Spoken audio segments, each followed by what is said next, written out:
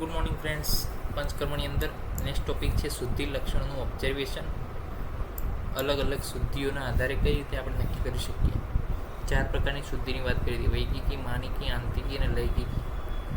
તો વૈગિકીની અંદર આપણે વાત કરીએ પહેલાં અવળ શુદ્ધિનો મતલબ શું? અવળ એટલે કે ઓછી, મધ્ય શુદ્ધિ એટલે કે મધ્ય પ્રમાણ, પ્રવર એટલે વધારે શુદ્ધિ થાય છે, વધારે વેગ આવે છે.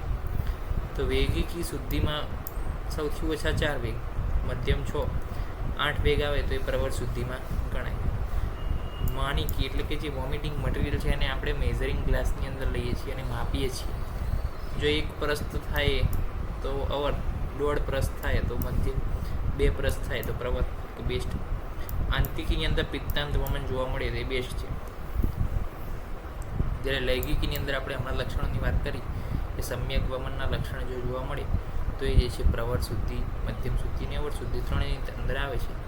તો જો વધારે લક્ષણો બધા જ જોવા મળતા હોય તો એ પ્રવરમાં આવે, અડધા જોવા મળતા હોય તો મધ્યમમાં, અને 2-3 જોવા મળતા હોય તો એ અવર શુદ્ધિની અંદર આપણે ગણી શકીએ. તો આ થઈ ગયું શુદ્ધિ લક્ષણનું ઓબ્ઝર્વેશન. તો નેક્સ્ટ લેક્ચરની મળીશું વૈગિકીના અલગ અલગ ક્રાઇટેરિયાથી લઈને શુદ્ધિના લક્ષણો સુધી.